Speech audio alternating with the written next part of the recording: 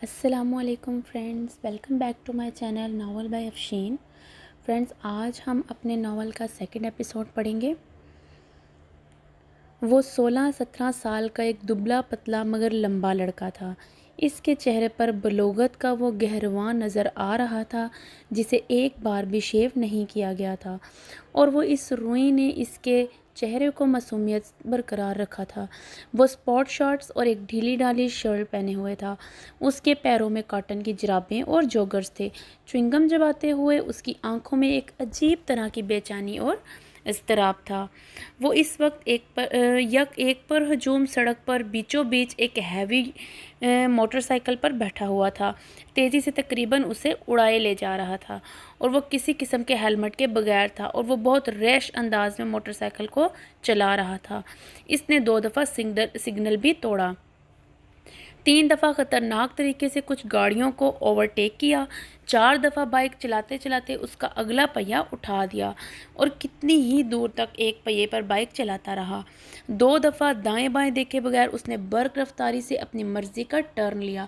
1 دفعہ وہ zig zag انداز میں بائک چلانے لگا۔ 6 دفعہ اس نے پوری رفتار سے بائک چلاتے ہوئے اپنے دونوں پاؤں اٹھا دیے۔ پھر یکدم اسی رفتار سے بائک چلاتے ہوئے اس نے 1 وے کی خلاف ورزی کرتے ہوئے اس کی لین کو توڑا اور دوسری لین میں زناٹے کے ساتھ گھس گیا۔ سامنے سے آتی ہوئی ٹریفک کی بریکیں یکدم چرچرانے لگیں۔ اس نے فل سپیڈ پر بائک چلاتے رہا۔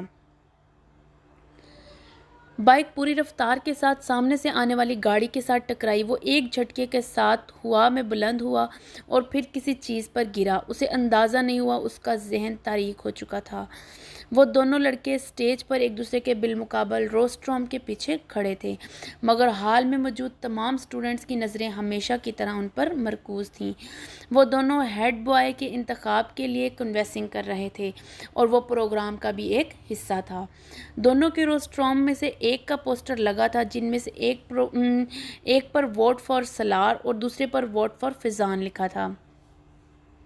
اس وقت فیضان ہیڈ بوائے بن جانے کے بعد اپنے ممکنہ اقدامات کا اعلان کر رہا تھا، جبکہ سالار پوری سنجیدگی کے ساتھ اسے دیکھنے میں مصروف تھا۔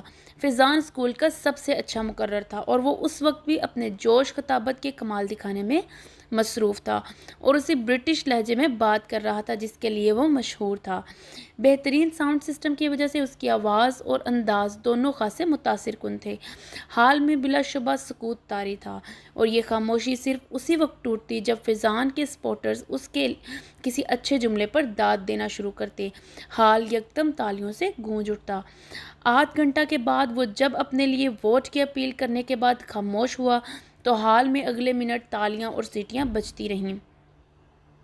ان تالیوں میں خود سالار سکندر بھی شامل تھا۔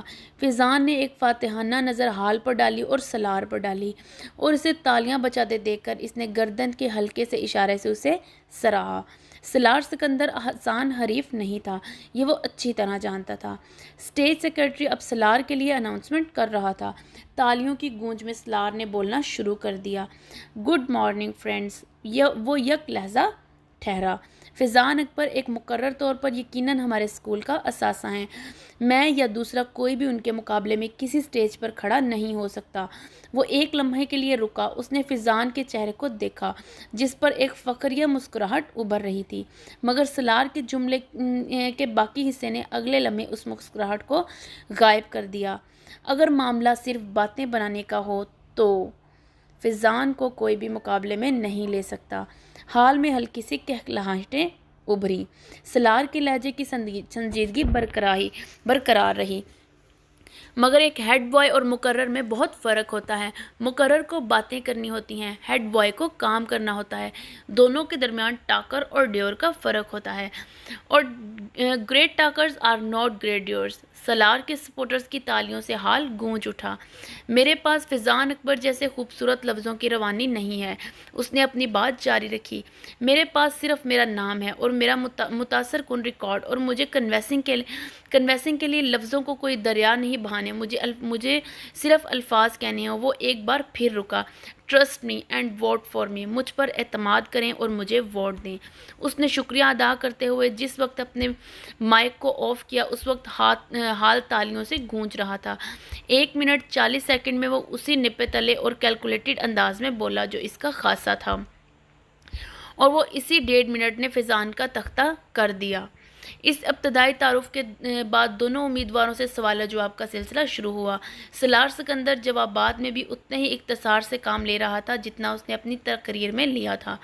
ان کا سب سے طویل جواب 4 جملوں پر مشتمل تھا، جبکہ فضان کا سب سے مختصر جواب بھی 4 جملوں پر مشتمل نہیں تھا۔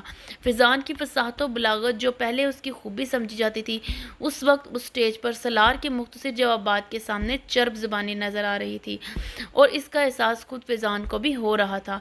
جس سوال کا جواب سالار ایک لفظ یا ایک جملے میں دیتا، اس کے لیے فضان کو عادتاً تمہید باندھنی پڑتی، اور سالار کا اپنی تقریر میں اس کے بارے میں کیا تبصرہ ہوا، یہ تبصرہ وہاں موجود تمام اسٹوڈنٹس کو کچھ صحیح محسوس ہوتا کہ ایک مقرر صرف باتیں کر سکتا ہے۔ سالار سکندر کو ہیڈ بوائے کیوں ہونا چاہیے؟ سوال کیا گیا۔ کیونکہ آپ بہترین شخص کا انتخاب چاہتے ہیں، جواب آیا۔ کیا یہ جملہ خود ستائشی نہیں ہے؟ اعتراض کیا گیا۔ نہیں، یہ جملہ خود ستائشی نہیں ہے۔ اعتراض کو رد کر دیا گیا۔ خود ستائشی اور خود شناسی میں کیا فرق ہے؟ ایک بار پھر چپتے ہوئے لہجے میں پوچھا گیا۔ وہی جو فضان اکبر اور سالار سکندر میں ہے، سنجیدگی سے جواب دیا گیا۔ اگر آپ کو ہیڈ بوائے نہ بنایا تو آپ کو فرق پڑے گا؟ فرق مجھے نہیں، آپ کو پڑے گا۔ کیسے؟ اگر بہترین آدمی کو ملک کا لیڈر نہ بنایا جائے تو فرق قوم کا پڑتا ہے، اس بہترین آدمی کو نہیں۔ آپ اپنے آپ کو پھر بہترین کہہ رہے ہیں۔ ایک بار پھر اعتراض کیا گیا۔ کیا اس حال میں کوئی ایسا ہے جو خود کو برے آدمی کے ساتھ ایکویٹ کرے؟ ہو سکتا ہے ہو، مگر میں اس سے ملنا چاہوں گا۔ حال میں ہنسی کی آوازیں ابھریں۔ ہیڈ بوائے بننے کے بعد سالار سکندر جو تبدیلیاں لائے گا اس کے بارے میں بتائیں۔ تبدیلیاں بتائی نہیں جاتی، دکھائی جاتی ہیں، اور یہ کام ہیڈ بوائے بننے سے پہلے نہیں کر سکتا۔ چند اور سوال کیے گئے، پھر اسٹیج سیکرٹری نے حاضرین میں سے ایک آخری سوال لیا، اور وہ ایک سری لنکن لڑکا تھا جو کچھ شرارتی انداز میں مسکراتے ہوئے کھڑا ہوا۔ اگر آپ میرے ایک سوال کا جواب دے دیں تو میں اور میرا پورا گروپ آپ کو ووٹ دے گا۔ سالار اس کی بات پر مسکرایا۔ جواب دینے سے پہلے میں جاننا چاہوں گا کہ آپ کے گروپ کے لوگ کتنے ہیں؟ اس نے پوچھا۔ 6، اس لڑکے نے کہا۔ سالار سکندر نے سر ہلایا۔ اوکے، سوال کریں۔ آپ کو کچھ حساب کتاب کرتے ہوئے مجھے بتانا ہے کہ اگر ہم 267995 میں سے 952852 کو جمع کریں اور پھر اس میں سے 93333 کو تفریق کریں تو اس میں 929292 کو جمع کریں، اور اسے وہ سری لنکن لڑکا ٹھہر کر ایک کاغذ پر لکھا ہوا ایک سوال پوچھ رہا تھا۔ 6 کے ساتھ ضرب دیں، پھر اسے دھوکے کے ساتھ تقسیم کریں اور جواب میں 492359 کو جمع کر دیں تو کیا جواب آئے گا؟ وہ لڑکا اپنی بات مکمل نہ کر سکا۔ 814247 بڑی برق رفتاری کے ساتھ سالار نے جواب دیا۔ اس لڑکے نے کاغذ پر ایک نظر دوڑائی اور پھر کچھ بے یقینی سے سر ہلاتے ہوئے تالیاں بجانے لگا۔ فضان اکبر کو اس وقت اپنا آپ ایک ایکٹر سے زیادہ نہیں لگا۔ پورا حال اس لڑکے کے ساتھ تالیاں بجانے میں مصروف تھا۔ فضان اکبر کو وہ پورا پروگرام ایک مذاق محسوس ہونے لگا۔ 1 گھنٹہ بعد جب وہ سالار سکندر سے پہلے اسٹیج سے اترا تھا تو وہ جانتا تھا کہ وہ مقابلے سے پہلے ہی مقابلہ ہار چکا ہے۔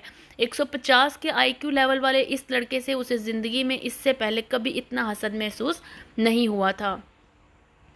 امامہ آپا، آپ لاہور کب جائیں گی؟ وہ اپنے نوٹس کو دیکھتے ہوئے چونکی۔ سر اٹھا کر اس نے سعد کو دیکھا۔ وہ سائیکل کی رفتار کو اب بالکل آہستہ کیے اس کے گرد چکر لگا رہا تھا۔ کل؟ کیوں؟ تم کیوں پوچھ رہے ہو؟ امامہ نے اپنی فائل بند کرتے ہوئے کہا۔ جب آپ چلی جاتی ہیں تو میں آپ کو بہت مس کرتا ہوں، وہ بولا۔ کیوں؟ امامہ نے مسکراتے ہوئے پوچھا۔ کیونکہ آپ مجھے بہت اچھی لگتی ہیں، اور آپ میرے لیے بہت سے کھلونے لاتی ہیں، اور آپ مجھے سیر کروانے لے جاتی ہیں، اور آپ میرے ساتھ کھیلتی ہیں، اس لیے، اس نے تفصیلی جواب دیا۔ آپ مجھے اپنے ساتھ لاہور نہیں لے جا سکتی؟ امامہ اندازہ نہیں کر سکی یہ تجویز تھی یا سوال۔ میں کیسے لے جا سکتی ہوں؟ میں تو خود ہاسٹل میں رہتی ہوں، تم کیسے رہو گے وہاں؟ امامہ نے کہا۔ ساتھ سائیکل چلاتے ہوئے کچھ سوچنے لگا، پھر اس نے کہا، تو پھر آپ جلدی آیا کریں یہاں۔ اچھا، جلدی آیا کروں گی، امامہ نے مسکراتے ہوئے کہا۔ تم ایسا کیا کرو کہ مجھ سے فون پر بات کر لیا کرو، میں فون کیا کروں گی تمہیں۔ ہاں یہ ٹھیک ہے۔ سعد کو اس کی تجویز پسند آئی۔ سائیکل کی رفتار میں اضافہ کرتے ہوئے وہ لون کے لیے لمبا چکر کاٹنے لگا۔ امامہ بے دہانی کے عالم میں اسے دیکھنے لگی۔ وہ اس کا بھائی نہیں تھا۔ 10 سالہ سعد 5 سال پہلے اس کے گھر آیا تھا۔ کہاں سے آیا تھا اس کے بارے میں وہ نہیں جانتی، کیونکہ اسے اس کے بارے میں اس وقت کوئی تجسس نہیں ہوا، مگر کیوں لایا گیا تھا یہ وہ اچھی طرح جانتی تھی۔ سعد اب 10 سال کا تھا اور وہ گھر میں بالکل گھل مل گیا تھا۔ امامہ سے وہ سب سے زیادہ مانوس تھا۔ امامہ کو اس پر اکثر ترس آتا۔ ترس کی وجہ اس کا لاوارث ہونا نہیں تھا، ترس کی وجہ اس کا مستقبل تھا۔ اس کے 2 چچاؤں اور ایک تایا کے گھر بھی اس وقت اس طرح کے گود لیے ہوئے بچے پل رہے تھے۔ وہ ان کے مستقبل کے لیے بھی ترس کھانے پر مجبور تھی۔ فائل ہاتھ میں پکڑے سائیکل پر لان میں گھومتے سعد پر نظریں جمائے وہ کسی گہری سوچ میں ڈوبی ہوئی تھی۔ اسے دیکھتے ہوئے وہ اسی طرح بہت سی سوچوں میں الجھ جاتی تھی، مگر اس کے پاس کوئی حل نہیں تھا۔ وہ اس کے لیے کچھ نہیں کر سکتی تھی۔ وہ چاروں اس وقت لاہور کے ریڈ لائٹ ایریا میں موجود تھے۔ ان کی عمریں 18-19 سال کے لگ بھگ تھیں۔ وہ چاروں اپر کلاس کے لگتے تھے، مگر وہاں پر نہ ان کی عمر کوئی نمایاں کر دینے والی چیز تھی اور نہ ہی ان کی اپر کلاس سے تعلق رکھنے کی امتیازی خصوصیات، کیونکہ وہاں پر ان سے بھی کم عمر لڑکے آتے تھے اور اپر کلاس کے علاقے کے مستقل کسٹمر میں شامل تھے۔ چاروں لڑکے ریڈ لائٹ ایریا کی ٹوٹی گلیوں سے گزرتے جا رہے تھے۔ 3 لڑکے آپس میں باتیں کر رہے تھے، جبکہ صرف چوتھا قدرے تجسس اور دلچسپی سے چاروں طرف دیکھ رہا تھا۔ یوں لگ رہا تھا جیسے وہ پہلی بار وہاں آیا تھا۔ وہ ان تینوں کے ساتھ تھوڑی دیر کے بعد ہونے والی گفتگو سے یہ ظاہر ہو گیا کہ وہ واقعہ ہی پہلی بار آیا تھا۔ گلی کے دونوں طرف میں کھلے دروازوں میں بناؤ سنگار کیے نیم آرائیاں کپڑوں میں ملبوس ہر عمر اور ہر شخص کی عورت کھڑی تھی، سفید، سانولی، سیاہ، گندمی، بہت خوبصورت، درمیانی اور معمولی صورت والی۔ گلی میں ہر شکل اور ہر عمر کا مرد گزر رہا تھا اور وہاں سے لڑکے گزرتے ہوئے ہر چیز پر غور کر رہے تھے۔ تم یہاں کتنی بار آئے ہو؟ چلتے چلتے اس لڑکے نے اچانک اپنے دائیں والے چلنے والے لڑکے کو مخاطب کرتے ہوئے کہا۔ وہ لڑکا جواباً ہنسا۔ کتنی بار یہ تو پتہ نہیں، اب تو گنتی بھی بھول چکا ہوں، اکثر آتا ہوں یہاں پر، اس لڑکے نے قدرے فخریہ انداز میں کہا۔ ان عورتوں میں مجھے کوئی اٹریکشن محسوس نہیں ہو رہی، نتھنگ اسپیشل اباؤٹ دیم، اس نے کندھے اچکاتے ہوئے کہا۔ اگر کہیں رات ہی گزارنی ہو تو کم از کم انوائرمنٹ، ماحول تو اچھا ہو۔ It's filthy place, such a dirty, یہ تو بہت گندی جگہ ہے، اس نے گلی میں موجود گھڑوں اور کوڑے کے ڈھیر کو دیکھتے ہوئے کچھ ناگواری سے کہا۔ پھر گرل فرینڈ کے ہوتے ہوئے یہاں آنے کی کیا ضرورت ہے، اس نے اس بار اپنی بھویں اچکاتے ہوئے کہا۔ اس جگہ کا نام ایک چام ہے، گرل فرینڈز اور یہاں کی عورتوں کا کوئی مقابلہ نہیں۔ گرل فرینڈ اس طرح کے ڈانس تو نہیں دکھا سکتی جو ابھی کچھ دیر بعد تم دیکھو گے۔ تیسرا لڑکا ہنسا۔ اور پھر پاکستان کی جس بڑی ایکٹریس کا ڈانس دکھانے ہم تمہیں لے جا رہے ہیں وہ تو بس۔ دوسرے لڑکے کی بات پہلے لڑکے نے کاٹ دی۔ اس کا ڈانس تو تم پہلے بھی دکھا چکے ہو۔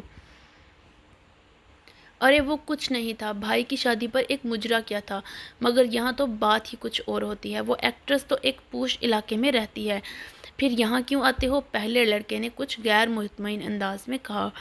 یہ تم آج خود اس سے پوچھ لینا، میں کبھی اس طرح کے سوال نہیں کرتا۔ دوسرے لڑکے کی بات پر باقی دونوں لڑکے ہنسے، مگر تیسرا اسی طرح چپتی ہوئی نظروں سے ان کو دیکھتا رہا۔ ان کا سفر بالآخر اس گلی کے آخر میں ایک عمارت کے سامنے ختم ہو گیا۔ عمارت کے نیچے موجود دکانوں سے تینوں لڑکوں نے موتیے کے بہت سے ہار خریدے اور اپنی کلائیوں میں لپیٹ لیے۔ ایک بار دوسرے لڑنے اس لڑکے کی کلائی میں بھی لپیٹ دیا جو وہاں آنے پر اعتراض کر رہا تھا، اور پھر ان لوگوں نے وہاں سے کچھ پان خریدے۔ تمباکو والا پان دوسرے لڑکے نے اس لڑکے کو بھی دیا جو شاید زندگی میں پہلی بار پان کھا رہا تھا۔ پان کھاتے ہوئے وہ چاروں اس عمارت کی سیڑھیاں چڑھنے لگے۔ اوپر پہنچ کر پہلے لڑکے نے ایک بار پھر تنفیدی نظروں سے چاروں طرف دیکھا اور پھر اس نے چہرے پر اطمینان کی ایک جھلک نمودار ہوئی۔ وہ جگہ بہت صاف ستھری اور خاصی حد تک آراستہ تھی۔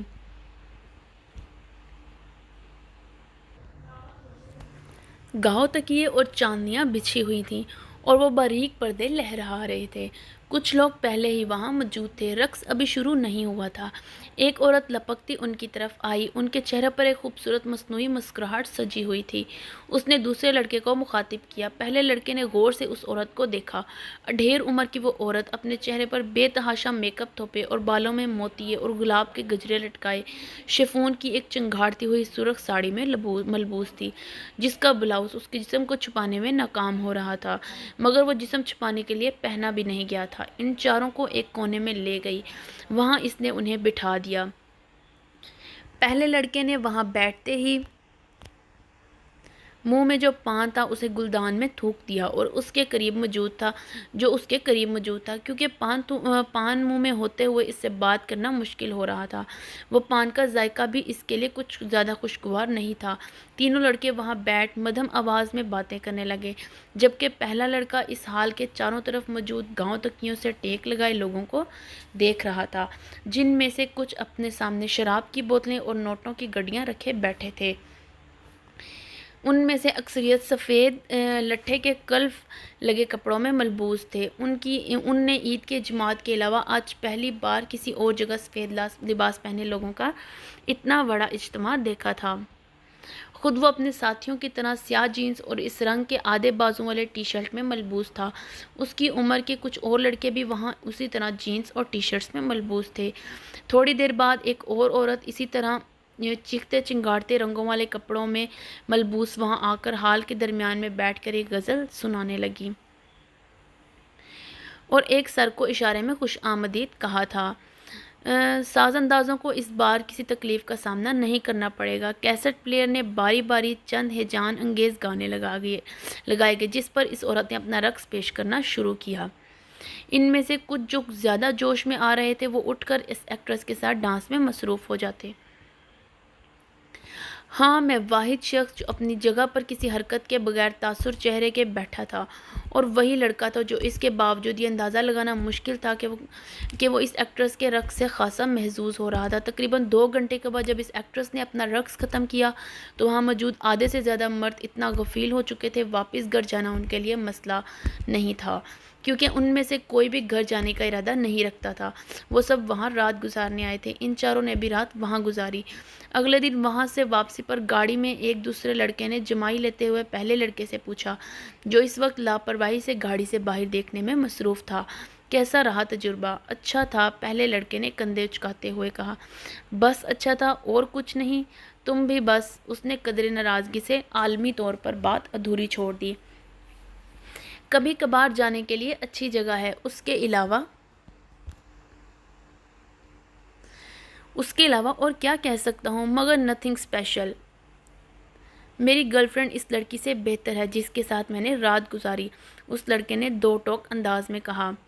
ڈائننگ ٹیبل پر ہاشم و بین کی پوری فیملی موجود تھی۔ کھانا کھاتے ہوئے وہ آپس میں خوش گپیوں میں بھی مصروف تھے۔ موضوع گفتگو اس وقت امامہ تھی، جو اس ویکنڈ پر بھی اسلام آباد موجود تھی۔ ہاں ہاں، آپ نے یہ بات نوٹ نہیں کی، امامہ دن بدن سنجیدہ سے سنجیدہ ہوتی جا رہی ہے، وسیم نے قدرے چھیڑنے والے انداز میں امامہ کی طرف دیکھتے ہوئے کہا۔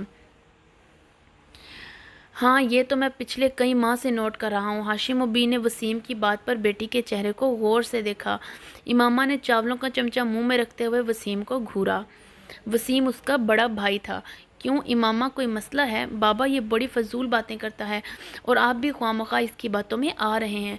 میں اپنی سٹڈیز کی وجہ سے مصروف اور سنجیدہ ہوں، اب ہر کوئی وسیم کی طرح نکما تو نہیں ہوتا۔ اس نے اپنے ساتھ بیٹھے وسیم کے کندھے پر کچھ ناراضگی سے ہلکا سا ہاتھ مارتے ہوئے کہا۔ بابا آپ ذرا اندازہ کریں، میڈیکل کے شروع کے سالوں میں اس کا یہ حال ہے تو جب یہ ڈاکٹر بن جائے گی تب اس کا کیا حال ہوگا؟ وسیم نے امامہ کی تنبیہ پر پرواہ نہ کرتے ہوئے اس کا مذاق اڑایا۔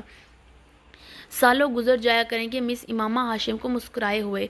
ڈائننگ ٹیبل پر موجود لوگوں کے چہروں پر مسکراہٹ دوڑ گئی۔ ان دونوں کے درمیان نوک جھوک ہمیشہ ہی رہتی تھی۔ بہت کم موقع ہوتے تھے جب وہ دونوں اکٹھے ہوں، ان کے درمیان آپس میں جھگڑا نہ ہوا ہو۔ مستقل بنیادوں پر ہونے والے جھگڑے، ان جھگڑوں کے باوجود امامہ کی سب سے زیادہ دوستی بھی وسیم کے ساتھ تھی۔ اس کی وجہ شاید ان کے اوپر تلے کی پیدائش کی تھی۔ اور آپ تصور کریں، اس بار امامہ نے اپنی اس کی بات مکمل کرنے نہیں دی۔ اس نے اس کے کندھے پر پوری طاقت سے مکہ مارا۔ وسیم پر کچھ اثر نہیں ہوا۔ ہمارے گھر میں ایک ڈاکٹر کے ہاتھ میں شفا کے سوا اور کیا کیا ہو سکتا ہے؟ آپ اس کا مظاہرہ دیکھ رہے ہیں۔ اس سے یہ اندازہ بھی لگا سکتے ہیں کہ آج کل کے ڈاکٹرز وارڈ میں مریضوں کے ساتھ کیا سلوک کرتے ہوں گے۔ ملک میں بڑھتی شرح اموات کی ایک وجہ۔ بابا اس کو منع کریں، امامہ نے بلا اختیار ہتھیار ڈالتے ہوئے ہاشم مبین سے کہا۔ وسیم! ہاشم مبین نے اپنی مسکراہٹ ضبط کرتے ہوئے وسیم کو جھڑکا۔ وہ بڑی سعادت مندی سے فوراً خاموش ہو گیا۔ اس نے پورے لفافے کو گرائنڈر میں خالی کر دیا اور پھر اسے بند کر کے چلا دیا۔ خانسا ماں اسی وقت اندر آیا۔ چھوٹے صاحب لائیں، میں آپ کی مدد کرتا ہوں۔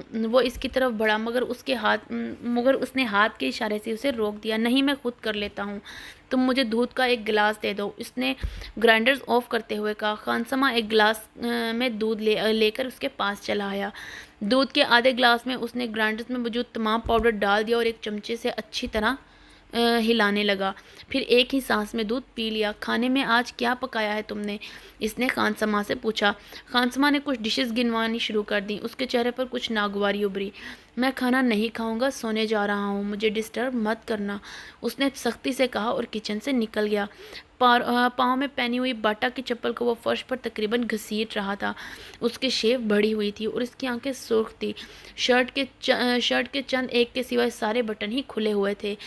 اپنے کمرے میں جا کر اس نے دروازے کو لاک کر لیا اور وہاں موجود جہازی سائز کے میوزک سسٹم کی طرف گیا اور کمرے میں Bolton when a man loves a woman بلند آواز میں بجانے لگا۔ وہ ریموٹ لے کر اپنے بیڈ میں آ گیا اور اوندے منہ بے ترتیبی کے عالم میں لیٹ گیا۔ اس کا ریموٹ والا بایاں ہاتھ بیڈ کے نیچے لٹک رہا تھا اور مسلسل ہل رہا تھا۔ اس کے دونوں پاؤں بھی میوزک کے ساتھ گردش میں تھے۔ کمرے میں بیڈ اور اس کے اپنے ہلنے کے علاوہ ہر چیز اپنی جگہ پر تھی۔ کہیں پر بھی کچھ بھی بے ترتیب نہیں تھا۔ کہیں پر گرد کا ایک ذرہ بھی نظر نہیں آ رہا تھا۔ میوزک سسٹم کے پاس موجود پوری شیلف میں تمام ایڈوکیٹس بڑے اچھے طریقے سے لگی ہوئی تھیں اور کیسٹس بھی۔ ایک دوسری دیوار میں موجود ریکس پر بکس کی ایک بڑی تعداد موجود تھی۔ کونے میں پڑی ہوئی کمپیوٹر ٹیبل سے عنایا تھا کہ اسے استعمال کرنے والا بہت آرگنائزڈ ہے۔ کمرے کی مختلف دیواروں پر بالی ووڈ ایکٹریسز اور وہاں کے ہینڈرز کے پوسٹرز لگے ہوئے تھے۔ باتھ روم کے دروازے اور کمرے کی کھڑکیوں کے شیشوں پر پلے بوائے میگزین سے کاٹی گئی کچھ ماڈلز کی نیوڈ تصویروں سے سجایا گیا تھا۔ کمرے میں پہلی بار داخل ہونے والا دروازہ کھولتے ہی بہت بری طرح چونک جاتا تھا، کیونکہ سامنے کھڑکیوں کے شیشوں پر موجود وہ تصویریں چند لمحوں کے لیے دیکھنے والوں کو تصویریں نہیں بلکہ اصل لڑکیاں نظر آتی تھیں۔ ان تصویروں کو وہاں لگاتے ہوئے ترتیب کا خاص خیال رکھا گیا تھا۔ میوزک سسٹم جس دیوار کے ساتھ موجود تھا، اس دیوار کے ایک کونے میں دیوار پر ایک الیکٹرک گٹار لگایا گیا تھا اور اسی کونے میں ایک کی بورڈ بھی سٹینڈز پر رکھا ہوا تھا۔ دیوار پر گٹار سے کچھ فاصلے پر پیکولو، فلوٹ اور اوبوے بھی لٹکائے ہوئے تھے۔ اس کمرے کے مکین کو یقیناً میوزک سے گہری دلچسپی تھی۔ بیڈ کے بالکل سامنے والی دیوار میں موجود کیبنٹ میں ٹی وی موجود تھا۔ اس کیبنٹ کے مختلف خانوں میں مختلف ٹرافیز اور شیلڈز پڑی ہوئی تھیں۔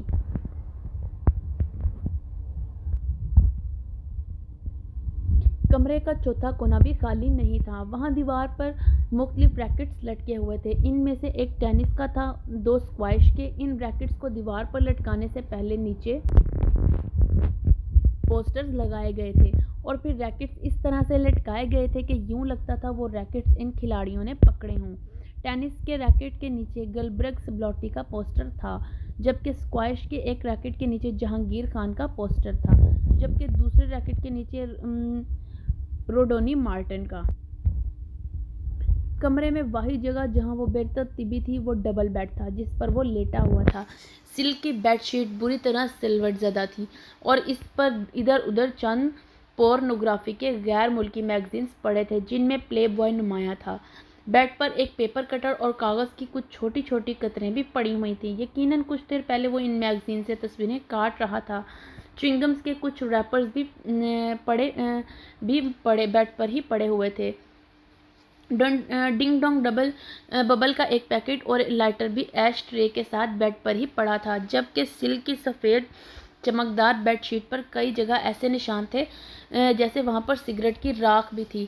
کافی کا ایک خالی مگ بھی بیڈ پر پڑا ہوا تھا اور اس کے پاس ایک ٹائی اور رسٹ واچ بھی تھی۔ ان سب چیزوں سے کچھ فاصلے پر سرہانے پر ایک موبائل پڑا ہوا تھا، جس پر یکدم کوئی کال آنے لگی۔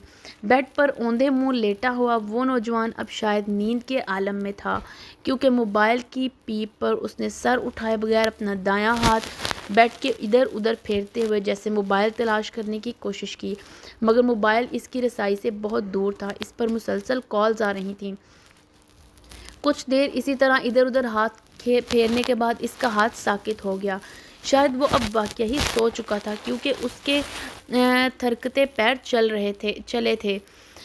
موبائل پر اب بھی کال آ رہی تھی۔ بیڈ سے باہر نکلتے ہوئے اس کے بائیں ہاتھ میں پکڑا ہوا ریموٹ یکدم اس کی گرفت سے نکل کر نیچے کارپیٹ پر گر گیا۔ مائیکل بولٹن کی آواز ابھی بھی کمرے میں گونج رہی تھی، "When a man loves a woman"۔ پھر یکدم کمرے کے دروازے پر کسی نے دستک کی اور پھر دستک کی یہ آواز بڑھتی ہی گئی۔ موبائل کی کال ختم ہو چکی تھی۔ دروازے پر دستک دینے والے ہاتھ بڑھتے گئے۔ وہ بیڈ پر اوندھے منہ بے حس و حرکت پڑا تھا۔ "ڈونٹ ٹیل می امامہ، کیا تم واقعی انگیجڈ ہو؟" زینب کو جویریہ کے انکشاف پر جیسے کرنٹ لگا۔ امامہ نے ملامتی نظروں سے جویریہ کو دیکھا، جو پہلے ہی معذرت خواہ انداز میں اسے دیکھ رہی تھی۔ "اسے نہیں، مجھے دیکھ کر بتاؤ، کیا تم واقعی انگیجڈ ہو؟" زینب نے اس بار اسے جھڑکتے ہوئے کہا۔ "ہاں، مگر یہ اس قدر غیر معمولی اور حیرت انگیز واقعہ تو نہیں کہ تم اس طرح ری ایکٹ کرو"، امامہ نے بڑی رسانیت سے کہا۔ وہ سب لائبریری میں بیٹھی ہوئی تھیں اور اپنی طرف سے حتی المقدور سرگوشیوں میں باتیں کر رہی تھیں۔ "مگر تمہیں ہمیں تو بتانا چاہیے تھا، آخر راز میں رکھنے کی کیا ضرورت تھی"، اس بار رابعہ نے کہا۔ "راز میں تو نہیں رکھا، بس یہ کوئی اتنا اہم واقعہ نہیں تھا کہ میں بتاتی، اور پھر تم لوگوں سے میری دوستی تو اب ہوئی ہے، جبکہ اس منگنی کو کئی سال گزر چکے ہیں"، امامہ نے وضاحت کرتے ہوئے۔ "کئی سال سے کیا مراد ہے تمہارا؟" "میرا مطلب 2-3 سال"۔ "پھر بھی امامہ، بتانا تو چاہیے تھا تمہیں"۔ زینب کا اعتراض ابھی بھی اپنی جگہ قائم تھا۔ امامہ نے مسکراتے ہوئے زینب کو دیکھا۔ "اب کروں گی تو اور کسی کو بتاؤں یا نہ بتاؤں، تمہیں ضرور بتاؤں گی"۔ "ویری فنی"، زینب نے اسے گھورتے ہوئے کہا۔ "اور کچھ نہیں تو تم ہمیں تصویر وغیرہ ہی لا کر دکھا دو اس موصوف کی۔ ہے کون، نام کیا ہے اور کرتا کیا ہے"، رابعہ ہمیشہ کی طرح ایک ہی سانس میں سوال در سوال کر ڈالے۔ "فرسٹ کزن ہے، اسجد نام ہے"، امامہ نے رک کر کچھ سوچتے ہوئے کہا۔ "MBA کیا ہے اس نے اور بزنس کرتا ہے"۔ "شکل و صورت کیسی ہے"، اس بار زینب نے پوچھا۔ امامہ نے غور سے اس کے چہرے کو دیکھا۔ "ٹھیک ہے"۔ "ٹھیک ہے"، میں تم سے پوچھ رہی ہوں، لمبا ہے، ڈارک ہے، ہینڈسم ہے"، اس بار امامہ مسکراتے ہوئے کچھ کہے بغیر زینب کو دیکھتی رہی۔ امامہ نے اپنی پسند سے یہ منگنی کی ہے، وہ اچھا خاصا گڈ لکنگ ہے، جویریہ نے اس بار امامہ کی طرف سے جواب دیا۔ "ہاں، ہمیں اندازہ کر لینا چاہیے تھا، اگر وہ امامہ کا فرسٹ کزن ہے"۔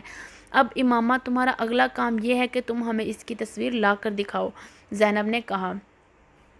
"نہیں، اس سے پہلے یہ ضروری کام ہے کہ تم ہمیں کچھ کھلانے پلانے لے چلو"، رابعہ نے مداخلت کرتے ہوئے کہا۔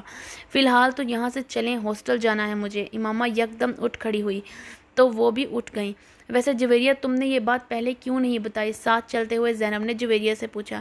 "بھئی، امامہ نہیں چاہتی تھی، اس لیے میں نے کبھی اس موضوع پر بات نہیں کی"، جویریہ نے معذرت خواہ انداز میں کہا۔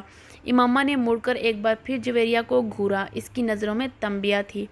"امامہ کیوں نہیں چاہتی تھی؟ میری منگنی ہوئی ہوتی تو میں شور مچاتی ہر جگہ، وہ بھی اس صورت میں جب یہ میری مرضی کی ہوتی"، زینب نے بلند آواز میں کہا۔ امامہ نے اس بار کسی رد عمل کا اظہار نہیں کیا۔ آپ کا بیٹا آبادی کے اس 2.5% حصے میں شامل ہے جو 150 سے زیادہ کا آئی کیو لیول رکھتے ہیں۔ اس آئی کیو لیول کے ساتھ وہ جو کچھ کر رہا ہے وہ غیر معمولی صحیح مگر غیر متوقع نہیں ہے۔ اس غیر ملکی اسکول میں سلار کو جاتے ہوئے ابھی صرف 1 ہفتہ ہوا تھا جب سلار سکندر عثمان اور اس کی بیوی کو وہاں بلوایا گیا۔ اسکول میں سائیکالوجسٹ نے انہیں سلار سکندر کے مختلف آئی کیو ٹیسٹ کے بارے میں بتایا جس میں اس کی پرفارمنس نے اس کے ٹیچرز اور سائیکالوجسٹ کو حیران کر دیا تھا۔ اس اسکول میں وہ 150 آئی کیو لیول والا واحد اور پہلا بچہ تھا اور چند ہی دنوں میں وہاں سب کی متوجہ کا مرکز بن گیا تھا۔ سکندر عثمان اور ان کی بیوی سے ملاقات کے دوران سائیکالوجسٹ کو اس کے بچپن کے بارے میں کچھ اور کھوج کرنے کا موقع ملا۔ وہ کافی دلچسپی سے سلار کے کیس کو سٹڈی کر رہا تھا اور دلچسپی کی نوعیت یہ پروفیشنل نہیں ذاتی تھی۔ وہ اپنے کیریئر میں پہلی بار اس آئی کیو لیول کے بچے کا سامنا کر رہا تھا۔ سکندر عثمان کو آج بھی وہ دن اچھی طرح یاد تھا۔ سلار اس وقت صرف 2 سال کا تھا اور غیر معمولی طور پر وہ اس عمر میں ایک عام بچے کی نسبت زیادہ صاف لہجے میں باتیں کرتا تھا اور باتوں کی نوعیت ایسی ہوتی تھی کہ اس کی بیوی اکثر حیران ہوتے تھے۔ ایک دن جب وہ اپنے بھائی سے فون پر بات کرنے کے لیے فون کر رہے تھے تو سلار ان کے پاس کھڑا تھا اور اس وقت ٹی وی لاؤنج میں بیٹھے تھے۔ فون پر باتیں کرنے کے ساتھ ساتھ ٹی وی بھی دیکھ رہے تھے۔ کچھ دیر بعد انہوں نے فون رکھ دیا۔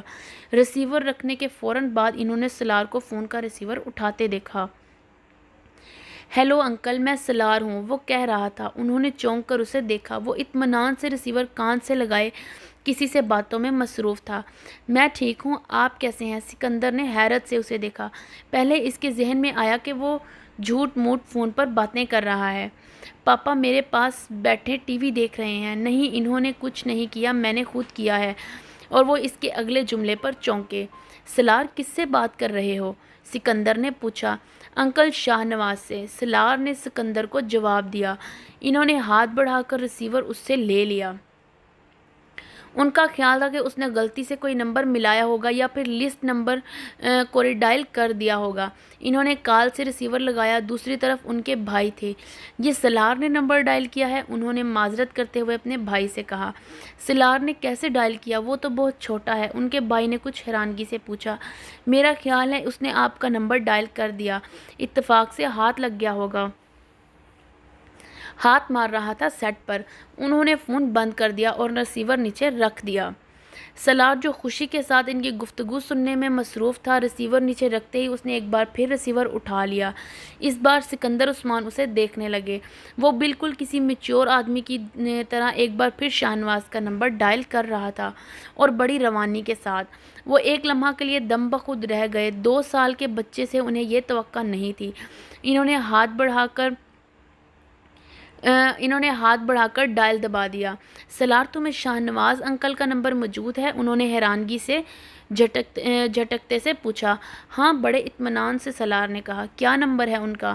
اس نے روانی سے نمبر دہرا دیا اور وہ اس کا چہرہ دیکھنے لگے۔ انہیں اندازہ نہیں تھا کہ وہ گنتی کے اعداد سے واقف ہوگا۔ اور پھر وہ نمبر، تمہیں یہ نمبر کس نے سکھایا؟ میں نے خود سیکھا ہے۔ کیسے؟ ابھی آپ نے ملایا تھا، سلار نے ان کو دیکھتے ہوئے کہا۔ تمہیں گنتی آتی ہے؟ ہاں۔ کہاں تک؟ 100 تک۔ سناؤ۔ وہ مشین کی طرح شروع ہو گیا۔ ایک ہی سانس میں اس نے 100 تک گنتی سنا دی۔ سکندر عثمان کے پیٹ میں بل پڑنے لگے۔ اچھا، میں ایک اور نمبر ڈائل کرتا ہوں، میرے بعد تم اسے ڈائل کرنا، انہوں نے ریسیور اس سے لیتے ہوئے کہا۔ اچھا۔ سلار کو یہ سب ایک دلچسپ کھیل کی طرح لگا۔ سکندر عثمان نے ایک نمبر ملایا اور پھر فون بند کر دیا۔ سلار نے فوراً ریسیور ان سے پکڑ کر انہی کی روانی کے ساتھ وہ نمبر ملایا۔ سکندر عثمان کا سر گھومنے لگا۔ وہ واقعی وہی نمبر تھا جو انہوں نے ملایا تھا۔ انہوں نے یکے بعد دیگرے کئی نمبر ملائے اور پھر سلار سے وہی نمبر ملانے کے لیے کہا۔ وہ کوئی غلطی کیے بغیر وہی نمبر ملاتا رہا۔ وہ یقیناً فوٹوگرافک میموری رکھتا تھا۔ انہوں نے اپنی بیوی کو بلایا۔ میں نے اسے گنتی نہیں سکھائی، میں نے تو بس کچھ دن پہلے اسے چند کتابیں لا کر دی تھیں اور کل سے اور کل ایک بار ایسے ہی اس کے سامنے 100 تک گنتی پڑھی تھی۔ انہوں نے سکندر عثمان کے استفسار پر کہا۔ سکندر عثمان نے سالار کو ایک بار پھر گنتی سنانے کے لیے کہا اور وہ سناتا گیا اور ان کی بیوی ہکا بکا رہ گئیں۔ ان دونوں میاں بیوی کو یہ اندازہ ہو گیا تھا کہ ان کا بچہ ذہنی اعتبار سے غیر معمولی صلاحیتیں رکھتا ہے اور یہی وجہ تھی کہ ان دونوں نے اپنے باقی بچوں کی نسبت اسے جلد ہی اسکول میں داخل کروا دیا تھا اور وہ اسکول میں بھی اپنی غیر معمولی صلاحیتوں کی وجہ سے بہت جلد ہی دوسروں کی نظروں میں آ گیا تھا۔